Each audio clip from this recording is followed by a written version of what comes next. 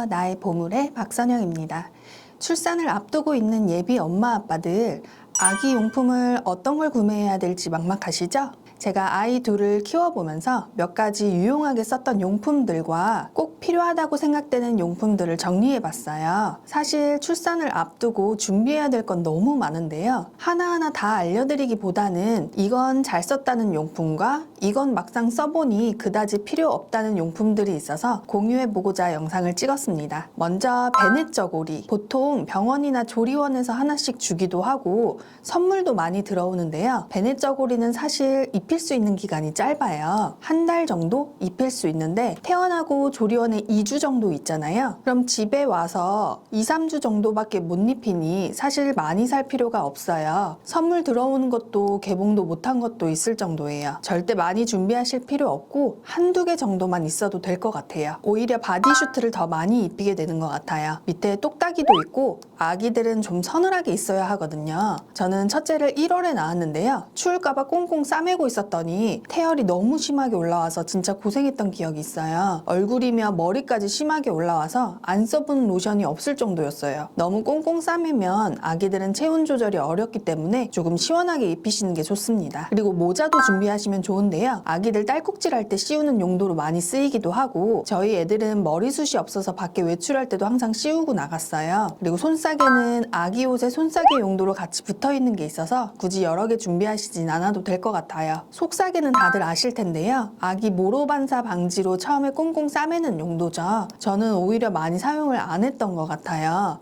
그냥 이불처럼 사용을 더 많이 하기도 했고 그래서 사실 많이 사실 필요 없이 두세 장이면 충분하지 않을까 싶어요. 다음은 가제수건과 청기저귀. 저희 첫째는 역류가 심해서 가제수건을 엄청 많이 썼거든요. 먹으면 항상 토를 내서 가제수건이 부족할 정도였고 보통 아기라면 40장 정도면 충분할 거예요. 청기저귀도 같이 준비하시는 게 좋은데요. 은근 유용하게 많이 쓰이더라고요. 접어서 베개 대용으로도 쓸 수 있고 돌돌 말아서 바디필로 용도로 쓸 수 있고요. 저는 목욕 수건 대신 청기저귀로 사용했어요. 24개월 둘째는 아직도 청기저귀로 닦아주고 있습니다. 다음은 겉싸개인데요. 진짜 거의 안 쓰기도 하고 저는 산부인과에서 선물을 받았었어요. 간혹 병원에서 출산 선물로 주기도 하니까 알아보신 다음에 구매하더라도 한 개면 충분합니다. 그리고 스와드럽. 첫째는 답답해해서 한 번 쓰고 안 썼는데 둘째는 오히려 잘 때 입히면 안정감을 느끼는지 더 잘 자더라고요. 아기들마다 조금씩 다른 것 같아요. 한 개 정도 사서 써보고 추가 구매하시는 것도 좋을 것 같아요. 다음은 역류 방지 쿠션, 일명 역방쿠죠. 진짜 유용하게 쓴 용품 중 하나입니다. 아까도 말씀드렸다시피 첫째가 역류가 진짜 심했어요. 분유 먹이고 한두 시간을 소화시킬 겸 안고 있어도 눕히면 토할 정도였거든요. 그래서 이 쿠션을 구매했는데 효과가 좋더라고요. 여기 눕혀서 모빌 틀어주면 혼자 잘 놀기도 하고 좀 크고 나서 혼자 젖병을 잡는 시기에는 혼자 누워서 먹기도 했습니다. 둘째 때는 안아서 분유를 먹이면 오히려 안 먹어서 여기 눕혀서 먹히면 잘 먹었거든요. 둘째 때는 수유 쿠션 대용으로도 썼고